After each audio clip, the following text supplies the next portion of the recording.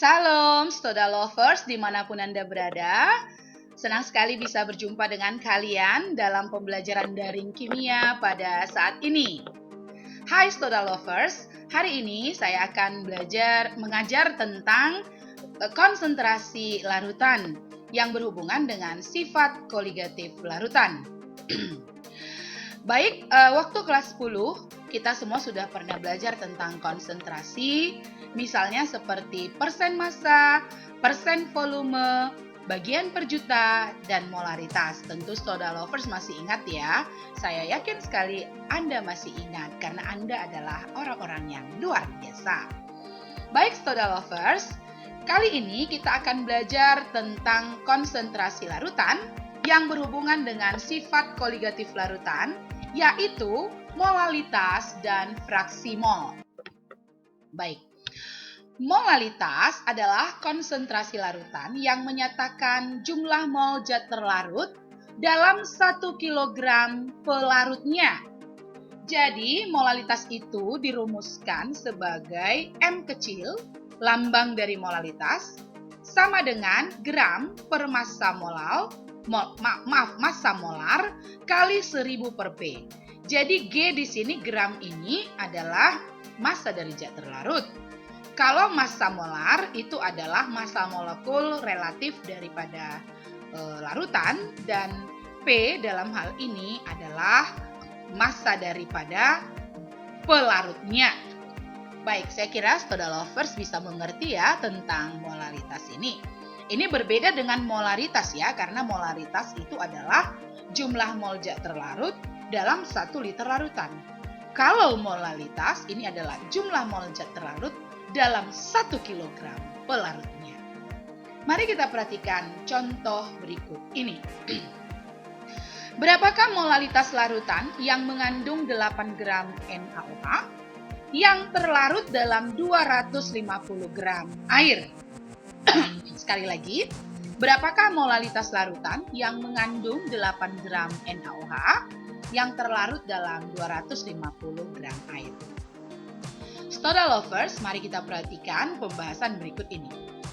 Massa molekul relatif NaOH bisa kita cari dengan menjumlahkan setiap massa atom relatif atom-atom yang menyusun molekul NaOH. Jadi di sini ada 1 atom Na, 1 atom O, dan 1 atom H. Masih ingat ya? Jadi Na23 ditambah O16 ditambah H1 itu sama dengan 40. Jumlah mol NaOH bisa kita cari dengan rumus massa per mR-nya. Sehingga jika kita masukkan angkanya itu 8 per 40, maka kita peroleh hasilnya 0,2 mol. Molalitas kita cari dengan rumus jumlah mol per massa pelarutnya. Maka molalitas sama dengan 0,2 mol per 0,25 kg, yaitu yang 250 gram air tadi itu kan sama dengan 0,25 kg, sehingga kita peroleh hasilnya 0,8 mol. Gimana Stoda Lovers bisa mengerti contoh sederhana ini ya? Kita lanjut ke contoh berikutnya. Tentukan banyaknya massa NaOH atau gram NaOH yang harus dilarutkan dalam 1 liter air hingga diperoleh larutan NaOH 0,25 molar. Mari Stoda Lovers kita perhatikan pembahasan berikut. 1 liter air itu sama dengan 1000 ml, setara dengan 1000 gram. Karena massa jenis air, ini lambang massa jenis air sama dengan 1 gram per mililiter. Sehingga kalau kita masukkan ke rumus molalitas dari NaOH, yaitu gram per mR kali 1000 per P, maka 0,25 itu adalah massa zat terlarut per 40 mR dari NaOH kali 1000 per 1000. Nah, sehingga kita peroleh massa pelarutnya adalah 0,25 kali 40 sama dengan 10 gram. Jadi banyaknya NaOH yang diperlukan adalah 10 gram. Gimana Stoda Lovers? Mudah bukan? Sekarang coba kita perhatikan contoh soal berikutnya.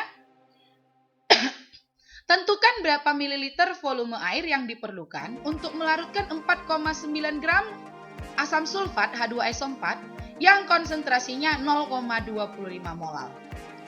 Nah, mari kita perhatikan penyelesaian berikut.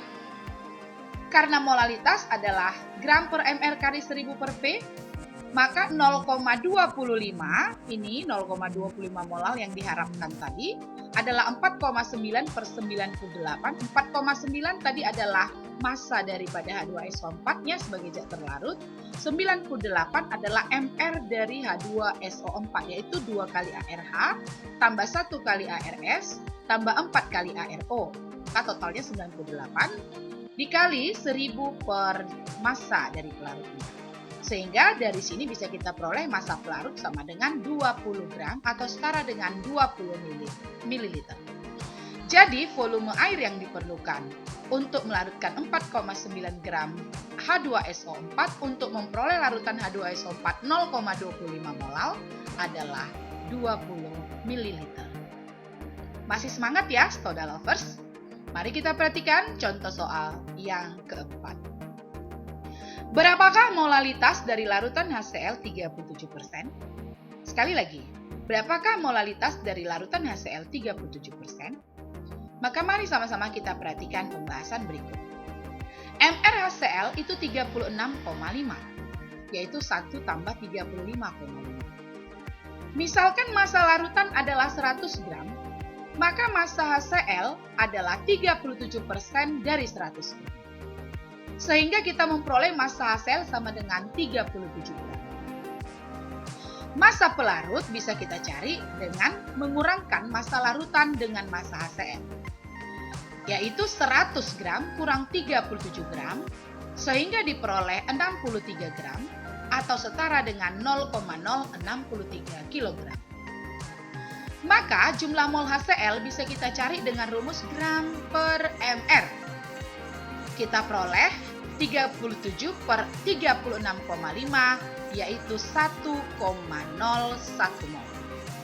Setelah itu kita masukkan ke rumus molalitas yaitu mol per massa pelarut. Maka 0,01 per 0,063 kita peroleh 16,03 molar. Gimana Stoda Lovers?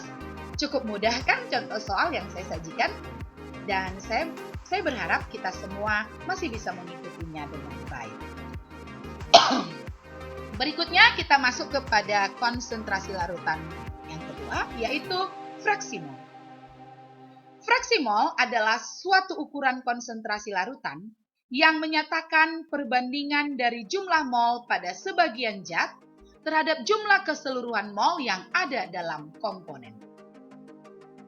Maksudnya begini ya, Stoda Lovers. Misalkan dalam sebuah kelas, dalam satu kelas ada 36 orang siswa, terdiri dari 18 siswa perempuan dan 18 siswa laki-laki.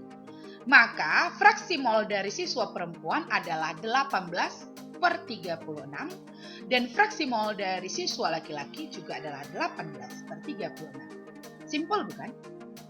Perhatikan rumus fraksi mol berikut. Fraksi mol zat terlarut itu dilambangkan dengan XT. XT bisa dicari dengan NT per NT tambah NP. NT adalah mol dari zat terlarut, NP adalah mol dari zat pelarut.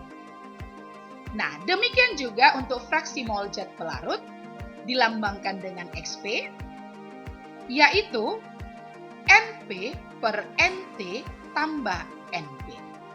Nah, inilah rumus dari fraksi mol. Mari kita perhatikan contoh soal berikut ini. Sebuah larutan terdiri dari 3 mol zat A, 3 mol zat B, dan 4 mol zat C. Hitunglah fraksi mol dari masing-masing zat tersebut. Silahkan lihat pembahasan berikut. Fraksi mol zat A bisa kita cari dengan mol zat A per mol A tambah mol B per mol tambah mol C. Artinya ini adalah mol keseluruhan. Sehingga kita peroleh fraksi mol A adalah 3 per 3 tambah 3 tambah 4 yaitu 0,3. Demikian juga dengan fraksi mol B. Bisa dicari dengan mol B per mol A tambah mol B tambah mol C atau mol keseluruhan tadi sehingga diperoleh 3 per 3 tambah 3 tambah 4, yaitu 0,3. Demikian juga dengan fraksi mol C, yaitu mol C per mol keseluruhan, yaitu mol A tambah mol B tambah mol C, yaitu 4 per 3 tambah 3 tambah 4, sehingga diperoleh 0,4. Jadi total dari fraksi mol larutan tersebut adalah 0,3 tambah 0,3 tambah 0,4 itu sama dengan 1. Bagaimana Stoda Lovers? Mudah bukan? Baik, untuk lebih memahaminya, mari kita perhatikan contoh soal yang kedua. Berapakah fraksi mol dan persen mol setiap komponen dari campuran 0,2 mol O2 dan 0,5 mol N2? Baik Stoda Lovers, untuk mencari fraksi mol O2 mudah saja, yaitu mol O2 per mol O2 tambah mol N2, yaitu 0,2 per 0,2 tambah 0,5 diperoleh 0,2 per 0,7 sebanyak 0,29. Inilah fraksi mol daripada O2. Fraksi mol N2 sama mol N2 per mol O2 tambah mol N2, yaitu 0,5 per 0,2 tambah 0,5, 0,5 per 0,7, kita peroleh 0,71. Simpel bukan? Nah, fraksi mol N2 bisa juga dihitung dengan cara 1 kurang fraksi mol O2. Kenapa? Karena fraksi mol O2 tambah fraksi mol N2 itu totalnya 1. Sehingga kita peroleh 0,71. Nah, persen mol O2 adalah 0,29 kali 100%, sama dengan 29%. Dan persen mol N2 adalah 0,71 kali 100%, sama dengan 71%. Gimana Stoda Lover? Cukup mudah, bukan?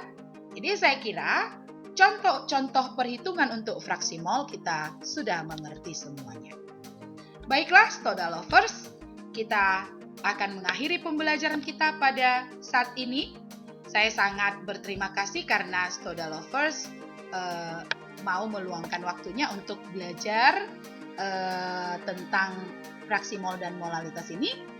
Dan dengan menyelesaikan latihan soal-soal yang akan saya sampaikan di Google Classroom kita, saya berharap kalian akan semakin lancar, semakin bisa mengikuti, hingga kita akan lebih mudah untuk masuk kepada perhitungan sifat koligatif larutan untuk pembelajaran setelah ini.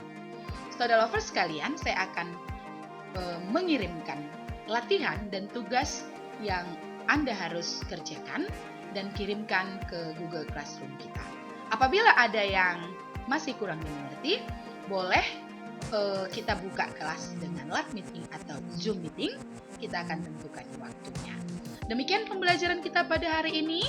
Saya sungguh senang bisa menyapa kalian semua.